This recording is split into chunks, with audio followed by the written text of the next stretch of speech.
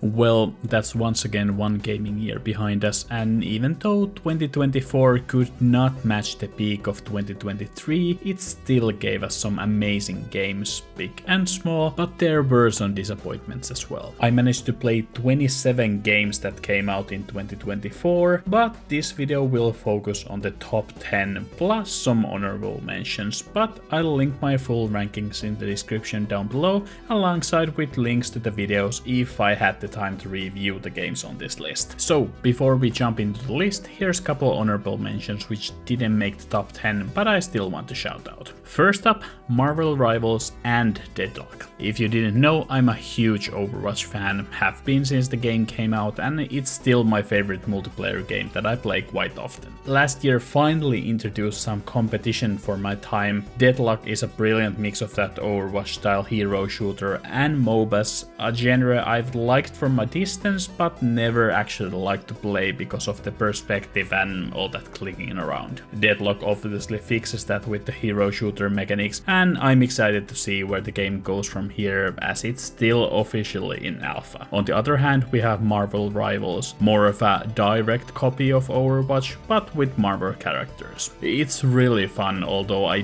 do have my issues with the third person perspective and no role lock, but just like with Deadlock, I'm on board to see how it changes in the upcoming year. Next up, Star Wars Outlaws. I'm an unshameful Star Wars enjoyer even in this Disney era, and Outlaws captures the nostalgia and feel of Star Wars perfectly. The worlds are beautifully designed, and sure, there is some cheaper character and location based nostalgia, but what surprised me the most of how much the original planets and characters ooze that Star Wars charm, and the whole experience feels like an authentic experience in this world. Unfortunately, the gameplay is just good. It's not bad in any way, but lacks the wow factor that would have pushed the game to the top 10. For this next game, recently I haven't had the opportunity to play as much VR as I would have liked, so I haven't been able to play much of Batman Arkham Shadow, but what I played was really cool and deserves a mention. It does the same thing as Assassin's Creed Nexus did a year before, where it's not only a great VR game by itself, but actually a great entry into the franchise. It sucks that it's stuck on the MetaQuest platform, but if you have the chance, give it a shot. And for the final shout out, I give the game I didn't really like playing but I'm still thinking about it a year later award. And the award goes to Pacific Drive. The game has an unmatched atmosphere and soundtrack, but these survival crafting types games just aren't for me. But the game is something special and I hope more people play it. And with those out of the way, I will not stall any longer and will jump right into the top 10. At number 10, I have Metaphor ReFantasio. I did not expect to have Metaphor this low, but the more I think about the game, the more disappointed I get. First thing first, the turn-based combat is amazing. It's pretty much perfection. Everything else, well, not so much. I found the main story to be quite boring with some awful pacing towards the end, and the game's attempt at social commentary just feels so shallow. The characters are pretty great individually, but the larger party dynamic is very lacking. Overall, a big disappointment for me, but luckily the turn-based combat carries it to the top 10. At number 9, it's SteamWorld Heist 2, a perfect sequel for an already awesome game. The 2D tactics gameplay with the shooting mechanics is so unique and most importantly a lot of fun. They added some overworld map mechanics which spiced up the gameplay quite nicely, and the story, while simple, was more interesting than in the first game. Really underappreciated game from last year. At number 8, it's Dragon Age The Veilguard. Controversial pick, I know, but I really enjoyed the game. It has my favorite cast of characters of any Dragon Age game. Their individual stories were just so charming, and I loved how much actual party dynamics there were between the cast. The main story is good, works so well as a sequel to Inquisition, and the action combat is a lot of fun. Surprisingly good gear system as well. At number 7, it's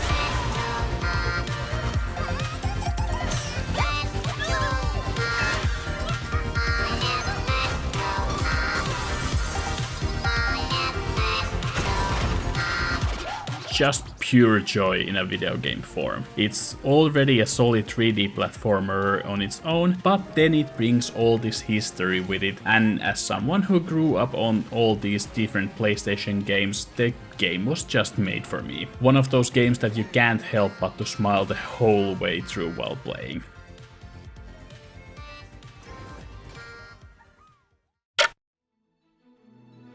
At number 6, it's Dragon's Dogma 2. This game was a weird one. It does a lot of things that on paper shouldn't be fun, but it just works. It aims for that immersive RPG experience by making you interact with the world in a tactile, sometimes even boring ways, but through it, it creates memorable moments. It's a very bold approach, and I just absolutely loved it.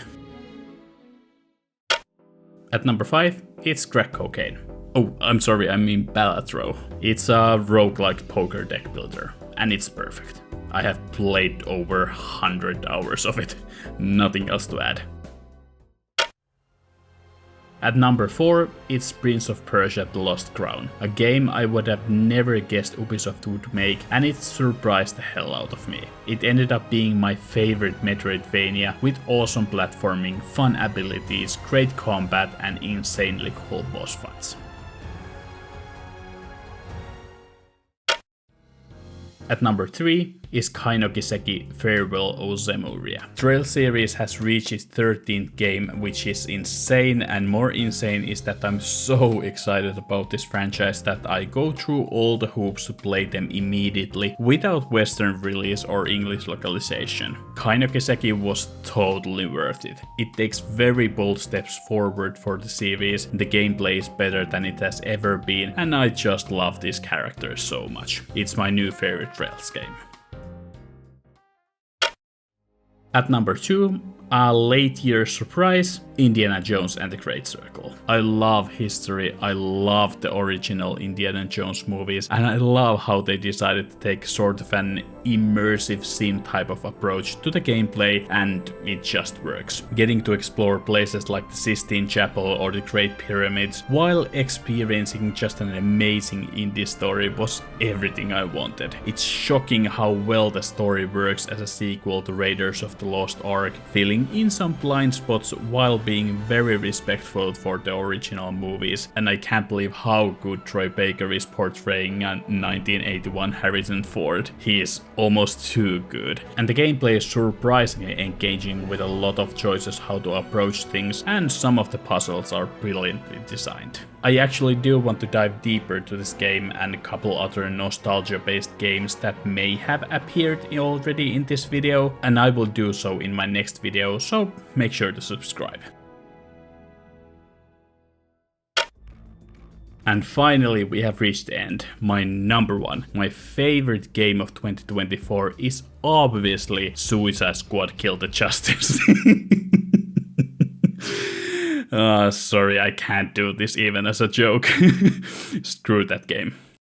Okay, for real, my favorite game of 2024 is Final Fantasy VII Rebirth. Just an incredible experience in every way. The story and characters of Final Fantasy VII are special, they are iconic for a reason. What this remake trilogy is doing is nothing but spectacular. Getting to spend time and to know these characters more deeply creates such an emotionally fulfilling package, and how they are telling the story is so clever. The 95% of the game when it's just going through the same steps as the original game, but just improved in every way, is already fantastic, but then it hits you with the curveball with all the new stuff, and you are left to piece it all together. It's just so freaking cool. And then on top of that you add probably my favorite action combat system of all time, beautiful environments to explore, and tons of fun minigames, and it's just a perfect package. The bar for the last part in the trilogy has been set really high, but I have trust the team can deliver.